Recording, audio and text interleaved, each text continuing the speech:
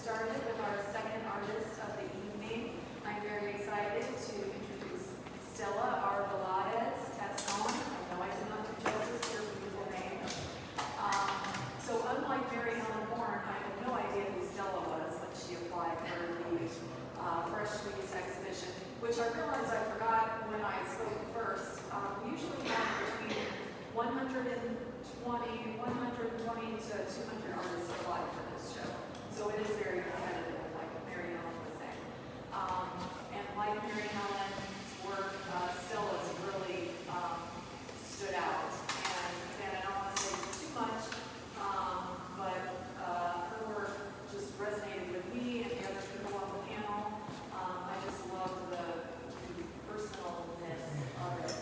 And I love that these two artists are speaking tonight because their work has so much to do with nature and the power of it and the influence that it has on us and what we stand to lose. So without further ado, I'll introduce Stella.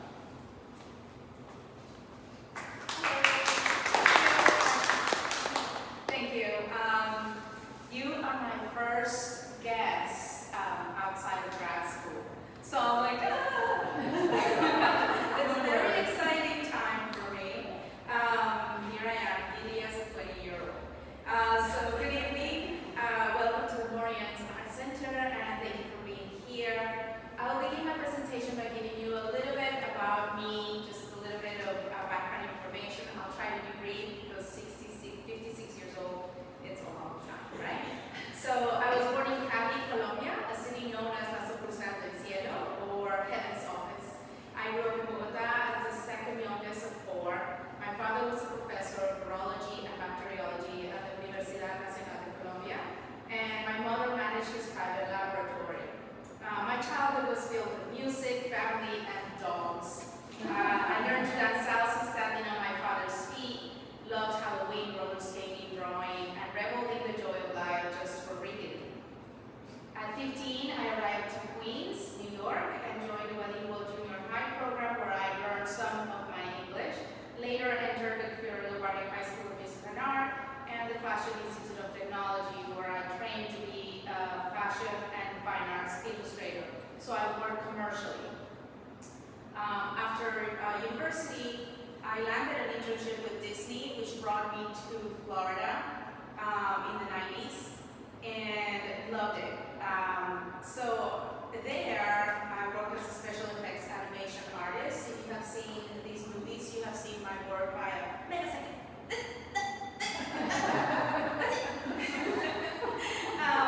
So I also freelance in set painting, costume design, prop making, basically whatever you could, especially after you have a child, you have to adapt to your circumstances. I was no longer chained to a desk. I wanted to have more freedom to adapt to my new family. So I moved to Los Angeles to get married, and as everybody else, raised a family. I had the privilege though to educate my child at home and feel our family dynamics a little better. I rescued a dog, and we visited homes, healthcare facilities to help these people's spirits. I served as a Girl Scout leader, art and Spanish teacher at the local recreation center. And eventually we moved back to Florida. In 2014, it kind of all ended. It had all been make-believe, and I was confronted with the brutal reality of divorce. And after that, depression and suicidal thoughts were my constant companion, because I felt just the rug was pulled from under me. It was a terrible time in my life. I spent 2 years with torturous thoughts, and on a whim, tired of myself, I rented a kayak and went kayaking by myself at the Lake Griffin State Park, and I felt such joy at not being in my bedroom, sad and lonely and feeling angry with myself anymore. And at home, Boo Boo, my daughter's little dog, who she had left behind with me, was always wanting to go for a walk. And this really shifted my perspective. This whole event, it all kind of happened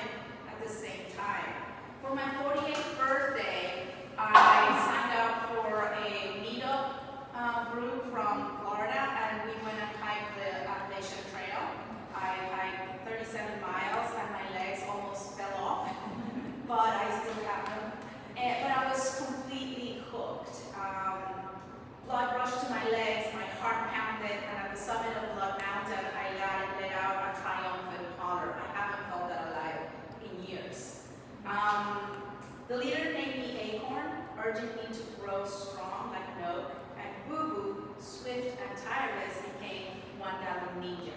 In the trail, everybody has a pseudo name. You don't meet each other by I am Stella. Everybody has another name. We are all equals. There are no degrees. It doesn't matter about the clothes you wear, what school you went to, none of that matters. Everybody's out there for the same reasons. Everybody has these goofy names. In 2020, still feeling unlike my true self, I looked for a radical reset by walking the Florida National Scenic Trail in its entirety. 1,130 miles from the Everglades to Fort Pickens in the Panhandle. I was 51. Immersed in nature, I reconnected with myself deeply. Mile after mile, sweat cleared my vision, fresh air in my mind, and I remember that being alive is an extraordinary gift. Completing the trail gave me the courage to pursue my MFA 3 decades after I had first thought about it in New York.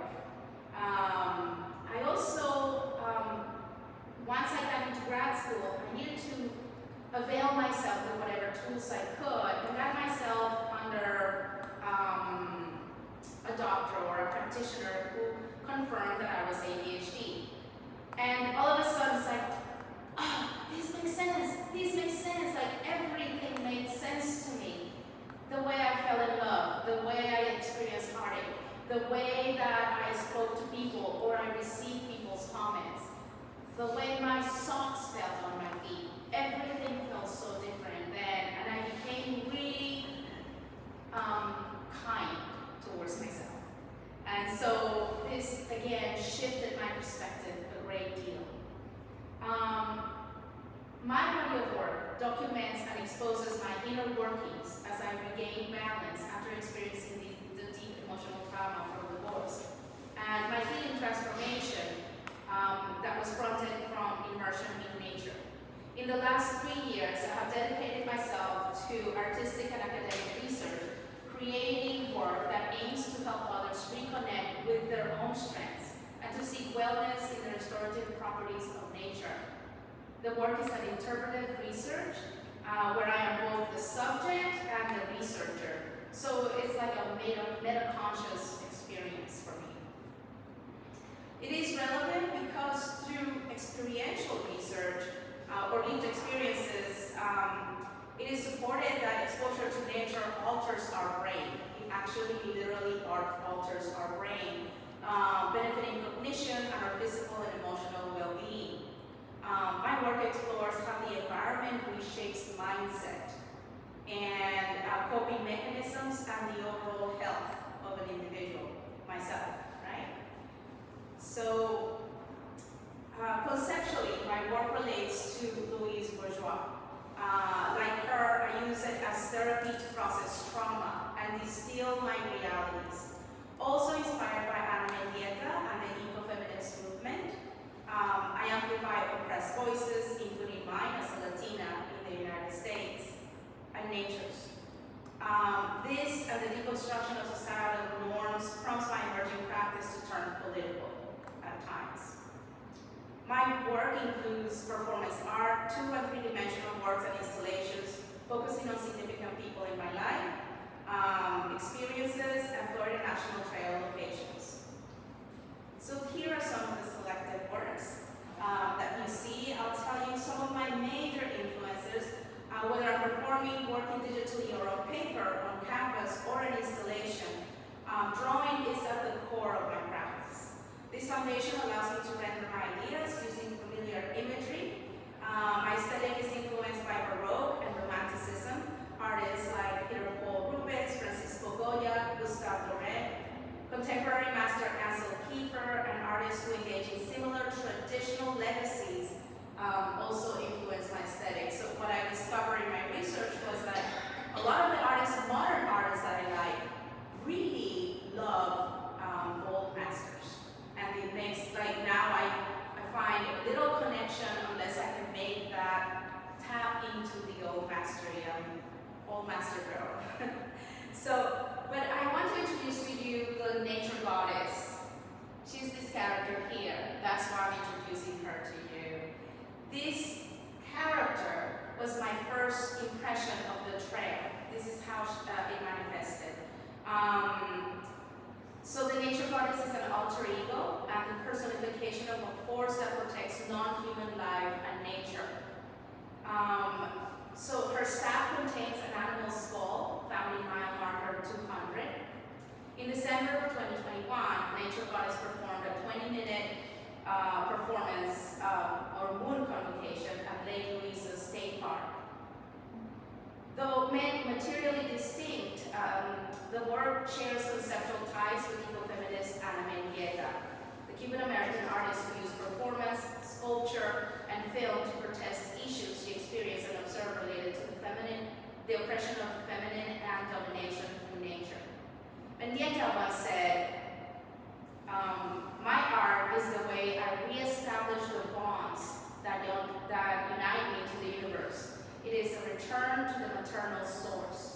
Through my earthly and body sculptures, I become one with the earth. Like Mendieta, I recognize the magnitude of the female form, and through my body and its actions, I connect to nature. In my moon convocation, my mythological woman that fights concepts of power, punishment, and turning the tables on the oppressor, or basically hunters for me, sports hunters and people who devastate the forest. To my own self, I am true. Shows the shattered and self-derogatory state where I found myself after divorce, rising to become the nature goddess, acknowledging the pain and joy as essentials in making me the person I am today.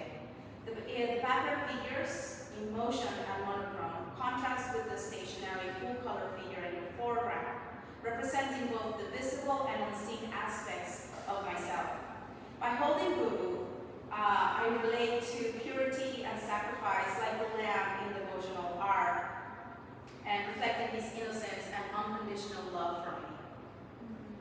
I use the Verdaccia technique in the color portrait, developed during the early Renaissance in Italy, which uses tones of green as underpainting to create depth and form. This is pastels and charcoal and paper. The composition is inspired by the movement, grandeur, and drama characteristic of the Baroque period and iconic works specifically of Peter Paul Rubens. Like the master, I relied on allegory to create a relatable narrative. It explores tension and duality, contrasting emotional evolution with the stoicism of the middle figure, and mind versus reality. The sky's blue and warm colors symbolize hope of a new dawn. The rising figures emerging from smoke reflect my interest in the ethereal realm and lean into my background as a special effects animation artist. Having felt the connection with the land and beings I encountered, I had to express the moments of indignation and profound sadness I experienced during my hike. Ghost Forest is a diptych inspired by the devastation I experienced at mile marker 574.9. Coming out of a dense forest stretch where my senses were shocked by the destruction witnessed. This is what's happening in Florida now and in our country. While veterans lay homeless on the streets, marginalized neighborhoods struggle from the absence of their incarcerated residents, and hardworking people cannot afford to buy a home in a double-income household. The disturbance I felt resonated for months and manifested itself in this painting. It is a morning work that honors the wealth of life that used to be there. In methodology, I was inspired in part by the works of Chinese-American painter Hong Lui, whose dripping technique works cohesively with her subjects and composition, adding drama, variety, and contrast to her work. I prepared my canvas for part one of the diptych, with dripping brown and earth tone reds conveying the carnage that are related to the scene I saw. I also used my own version of the technique called the calcomania, developed in the 1700s and later popularized by Max Ernst, in which glass is applied to wet paint on canvas and then is slowly pulled. So you hear that, it leaves this impression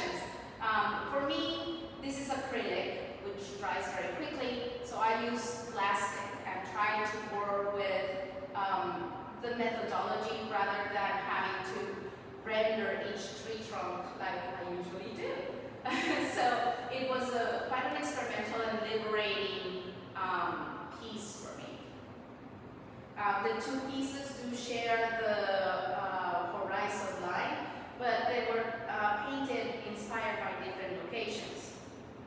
Here is in Europe after the rain by Max Ernst, where he uses the calcomania with glass and oil paints to convey a strange and uncommon landscape.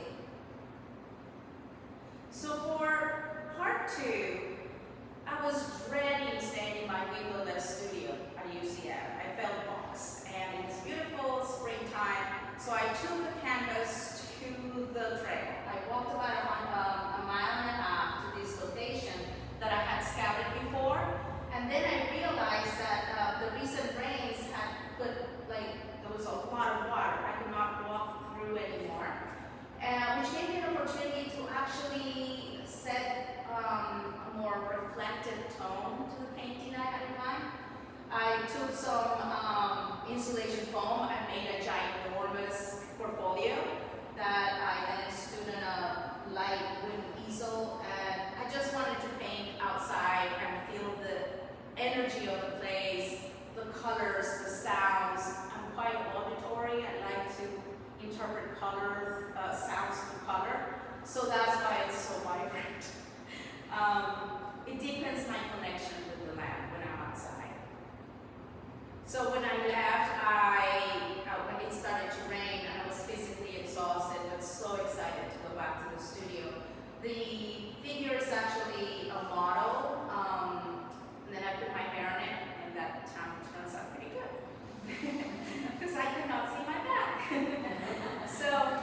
But initially, I entered the program thinking I'm going to make fantastic paintings of the trail. It's going to be amazing.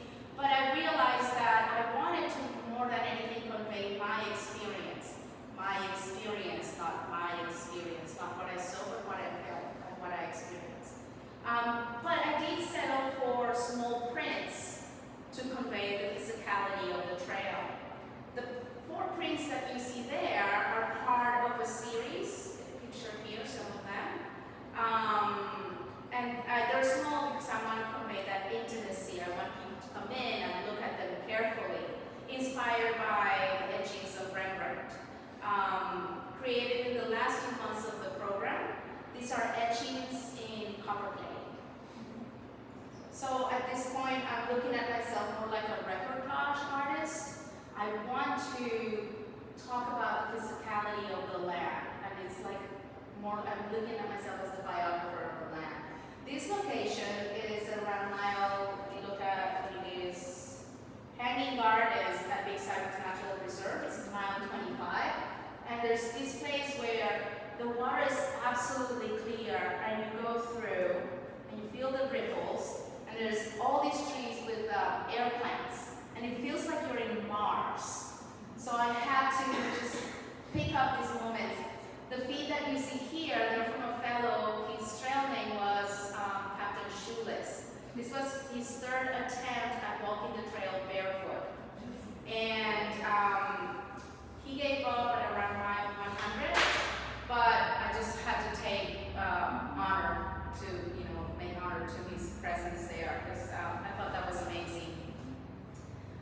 Cattle ranch and the sugar fields burning on facing east on Lake Okeechobee, relaxing, and beautiful canopy of oaks and palms. In this, I took the opportunity for this picture. This is by the way, this is I'm looking at my cursor and it's not, you cannot see it. But here, that's basically a copper plate waiting to be inked. Right? And so just wanted to show you how that works. So red waiting to be cleaned. I just etched it. I acknowledge the generous help of 2 churches found on the trail. Midway Baptist Church at mile 693.8 and the Hiker Ministry at Hillcrest Baptist Church in mile 825. Over there, over here. So these are places where along the trail you really are exhausted. You need a bathroom or a pillow or something. These are really small comforts that come a long way. And these 2 specific churches welcome hikers. They don't ask you what denomination you are. They don't want anything. This church actually has an outbuilding specifically for the hikers, and so you come in, you do your laundry, you use their kitchen, they give you food, and you can rest, and it's like heaven. So that series encompasses those two things. The edge of the exosphere, this painting here, is a reflection on my own mortality, my impermanence, and my continuation. I use coffee, which is a staple product of Colombia, to treat the paper as brown. So it's it has an essence of my homeland. Standing barefoot in the muddy trail, I reconnect with the earth. And I don't know, I haven't read this statement. I think that's my statement that I wrote in a poem. But I do want to make you aware, I have two figures here, hidden in the water and mud. It's me connecting with myself at the edge of the exosphere, also where life begins, which is in the mud and earth. The statement for this work reads as follows. Like layers of broken dirt, my years on earth pile on top of each other until my heart stops beating, then continue moving towards the exosphere, where at the edge of it, I will meet the infinite me that guards the realm of my thoughts. I will greet myself kindly, enveloping what has been with gratitude and what will continue to be with wonder, again and again. The spring series, what you see there, that I love you and I wish you the best, is part of what I call my spring series. There are 3 charcoal and pastel drawings, which explore attachments, entrapment, and domination. Encordada, this one here, captures movement with a static mindset, reflecting on societal control and self-imposed limits in relationships.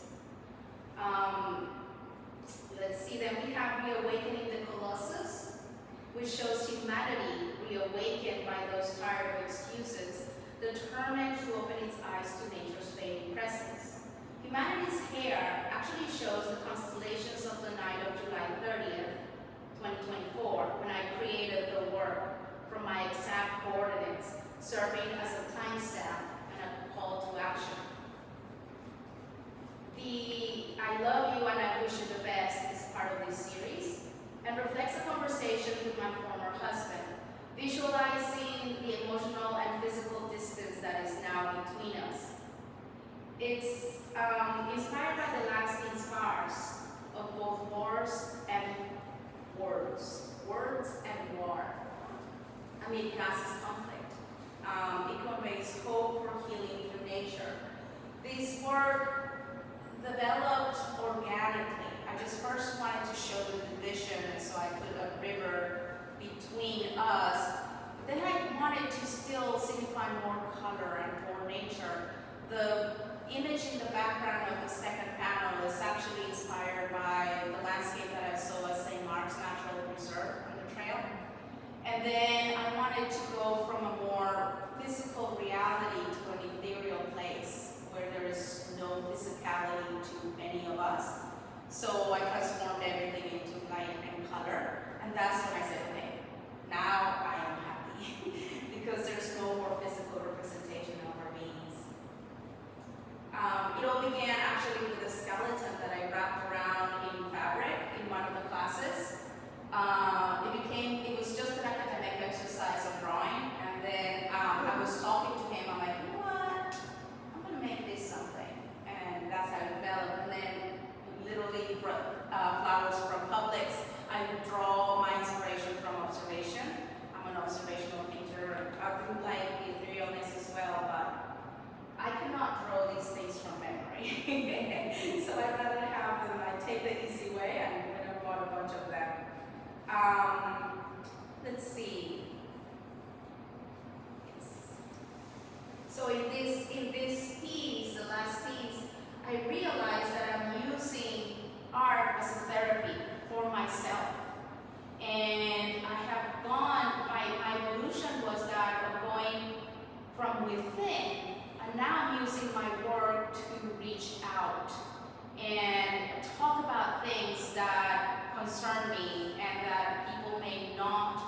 be fully aware of, or perhaps they need a reminder of, right? Like the attachments and the words that we make in our lives, or within ourselves or with others. And that's what my work has allowed me to discover about me now, and the way that I'm going is continuing this conversation of bringing awareness of our own nature. What do we really want from ourselves? And the importance of the environment that surrounds us, the importance of indigenous cultures in the keeping of the lands.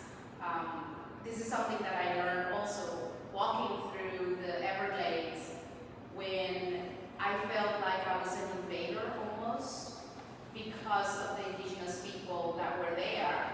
Those lands were taken and are now preserved under government care, but the original caretakers of the land are given permission to take care of the land, while they are the ones that have always for centuries taken care of it.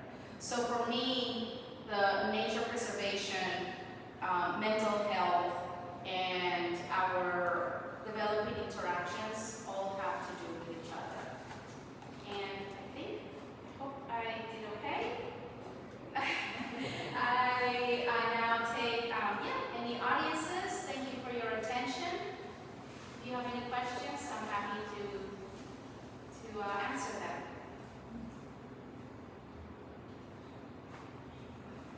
No, you. Yes. Your work is, and your odyssey, you're so gutsy. I know you explained how you, going through this experience, you kind of came into your own and you kind of gained confidence in yourself, especially after such a traumatic experience. But how did you have the bravery to do it to begin with? I was tired of myself. You get to the point where you're so tired. You know, when you get to the point that it's almost like when you're ready to diet. You have to be in the right frame of mind. You have to tell yourself, no, you're not going to have a pizza because this is what you want. Well, no, I'm not going to be depressed anymore. This is what I want. That's not what I want. No, I know that I'm not that person. I'm not the bitter person that I am becoming or that I was. I am a successful, talented artist who stepped away from her artwork to raise a family. And I tried going back to school for computer animation and these things, but I specifically don't want to do that because I don't want anything having to do with the consumer mindset. You know, I don't want to contribute to a major corporation putting their stamp on my work, and I'm just no one, and I have nothing to say about it. It pays the bills really nicely, but that's why I decided to be in the fine arts world and become an educator. The MFA allows me to educate, to become an art educator at the collegiate level, which I'm really looking forward to because I want to continue my artistic research and contribute. Again, I'm service oriented. So the courage is found when you're tired of your circumstances, right? If you decide to move to Norway because you really like snow, you're gonna be really tired of the heat in order to make that decision. Yeah. Yes. When I saw your work, I really didn't know anything about it. And then I read the magazine, how you took that trip, that hiking trip. I mean, that was like marvelous. That you were able to shed some of this old, things that were wrapping you up. And I don't know if that is when you were wrapped up that. Yes, it felt very much like I was bound by my own fears. Yes, so I just marveled that you had taken that long hike. Thank you. You know, when I was hiking, I met a number of people they do this year round. People with 30,000 miles on their shoes. And here I am going, yeah, I did 1,000 miles, you know? And they were amazed that I wasn't going to continue hiking, you know? And I'm like, no, I have things to do. Hiking is a chapter, it's a thing that I had to do to get someplace. Hiking gave me the courage that I needed to build my self-esteem to apply to grad school. Would you do it again? It's in a different way. I think it would be, I'm too busy with things right now. And I don't have that mindset of I need to get away from myself. I love who I am. I don't need to run away from me anymore. And I think that now I find myself more in wanting to spend time creating and saying a message or helping people rather than being out there in solitude trying to find myself, because I find myself through these now. Very nice. And it's canvas. These are canvas, that's paper, everything else is paper. Yeah, and I don't like to frame my canvases. I don't like to stretch my canvases because I like it raw. Like, it's in your face, it's as honest as you can be. Sadly, that's the way I brought up my daughter. You know, so very blunt. No, there's no Christmas, there's no Santa, no, there's no Easter Bunny. And she's like, what? But it's just I find that honesty and transparency really works for me. Could be the ADHD part, you know. And I've also learned to lean into it and to put safeguards in place for me to try and succeed rather than punish myself for supposedly being different. But there's plenty of people out there that I know I'm not that different. You know. Yes, ma'am. Did you have difficulty with the self-portraiture? Here you have yourself in so many moods. Was that difficult to, I mean, they're very, very well rendered. They really look like you. I just wondered, because of the emotions and all, how you were able to do that. You know, as I said, I'm quite auditory. When I didn't share everything, of course, but I have sketches and sketches that I just go outside and I paint with pastels or whatever, listening to the birds. Or when I'm in the studio, I'm listening to music. And so music has a huge effect on my work. When I want to be super energetic, I would put literally techno. And I've started now listening to tribal techno. And it has this like Amazonian kind of native flute and like, you know, there's like really hyper music that works me up. Or dramatic music, Rachmaninoff's piano concerto really gets me to the you know. So I do like to experience emotion through music, and then that comes out. Were you taking a lot of photos to get yourself out those different angles? For sure, I took photo reference. In this one, and you'll see a very marked difference for this one and this one, well, that one too. I like in this one I want it to be highly rendered. And that one is pure observation, though, that's no photography. Yeah. But in this one, I took a photo of the faces, and I projected the faces. Yeah. Right? Because number one, I was under a deadline at the school. And at this point, when accuracy is of importance, I'm like, we're going to go for that, and I'm going to lean into it, knowing that it aids me. It's a tool that aids me. I can draw circles around anybody, so I'm okay, but modestly, I say that. But knowing that it's a tool that gets me to the point where I need to be, and then I'll do whatever it takes to get it done. Yeah. That's not I'm really curious if you have done on the data. Ana Mendieta? Yeah, and I mean, I've come in with her many years ago. So did you ever do body? She did a lot of body dresses. For me, yes, the Silueta series. For me, it was more of her stance about the feminine and oppression to it. So that's why I posed my nature goddess, you know, in the goddess pose of that Ana Mendieta did in her Silueta series, because I find a connection with her. I find a connection with the message, and I find a connection with the physicality physicality of her work. That's also why when I perform, for me it's that getting out that angst, that emotion, that anger, and that softness, and so it's the physical representation of emotion. That's, to me, I don't think of myself as an actor, I think of myself as a performing artist when I perform, which is seldom, but has to be really driven. Is she still alive?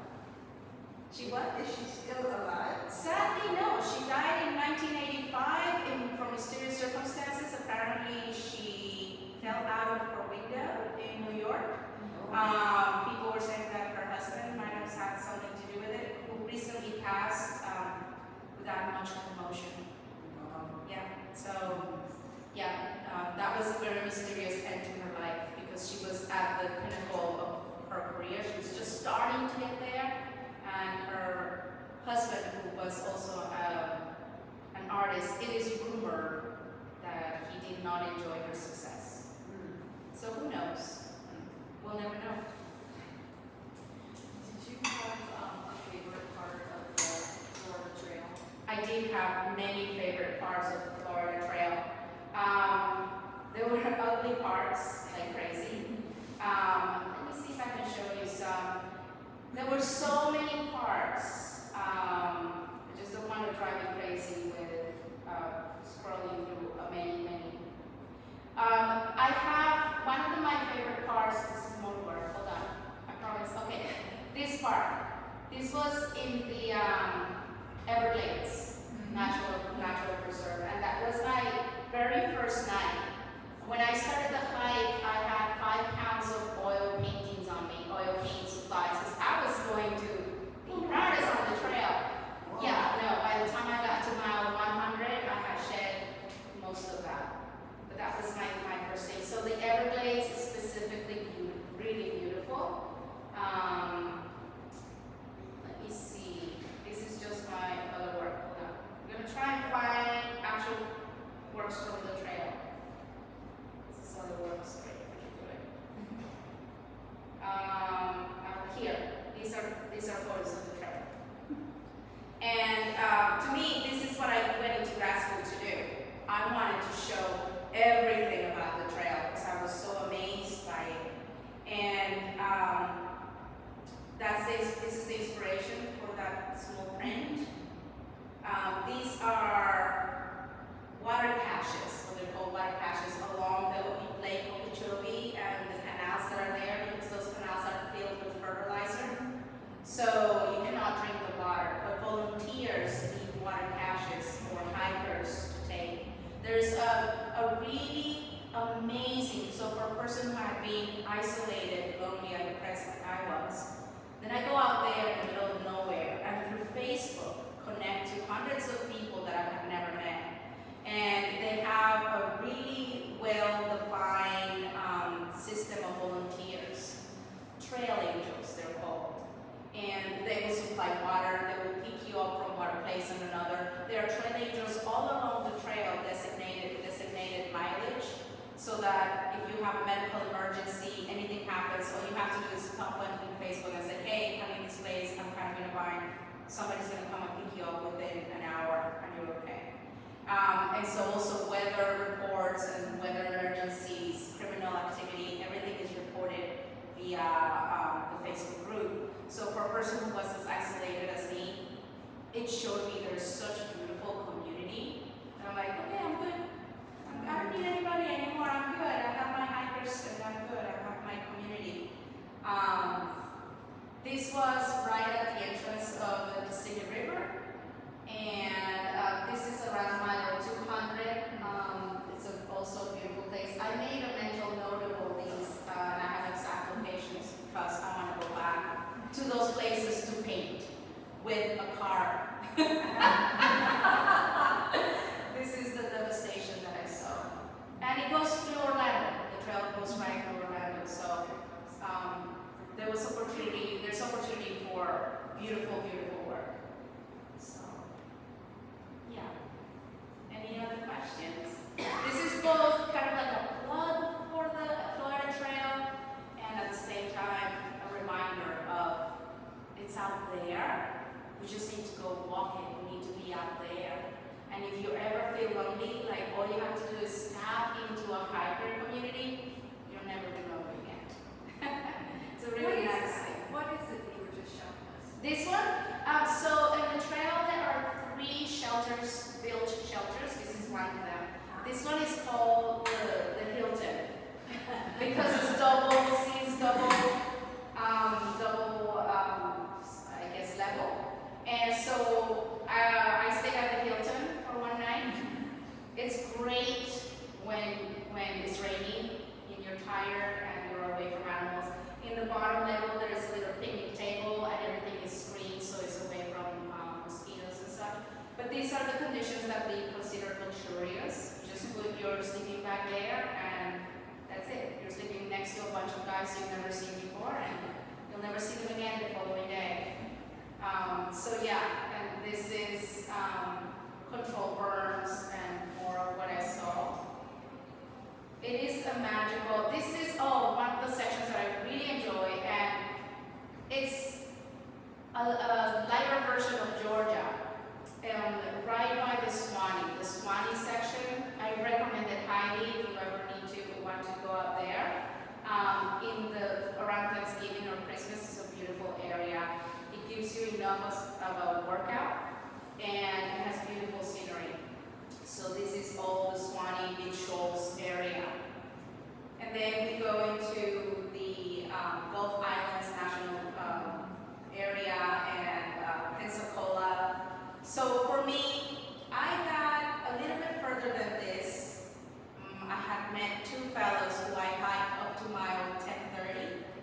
And we got there in April, and just as we were going to cross the bridge to Navarre Beach, there was a police barricade that prevented us from going because COVID had just erupted. So we were prevented, like, absolutely not, you cannot pass unless you live here. And, well, I guess we're gonna have to go home.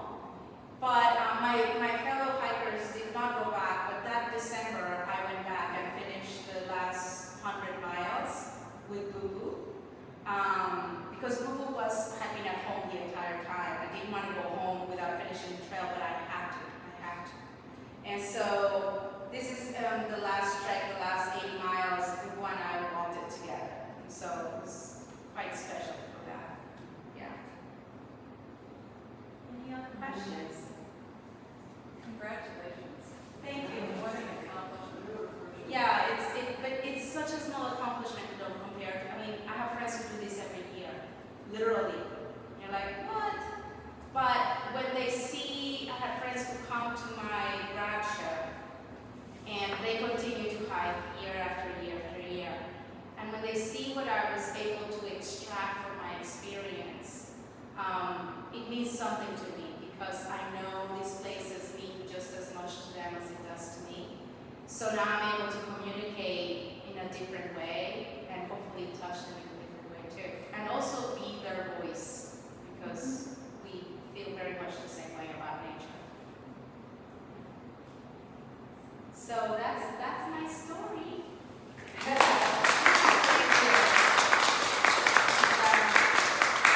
Just hold on, let me see. I don't know if I want to, Mary Ellen, if you want, I can show you that frame. Thanks, yeah. Hold on, this is a big sculpture.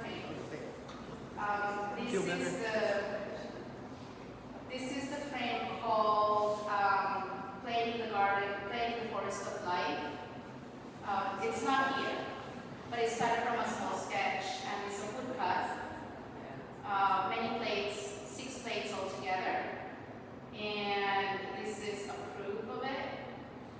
And it basically tells my story from where I am now, very happy with myself, starting from kind of reading it as a book from a younger self that shakes magnolia leaves, children playing under it, and then me receiving that. So this is a woodcut. And I loved, it was one of my favorite pieces that I worked because I was able to just sit outside and carve. Well, you don't do anything in half measure, do you? And it's that ADHD thing, you know, it's like, you gotta go. I'm leaving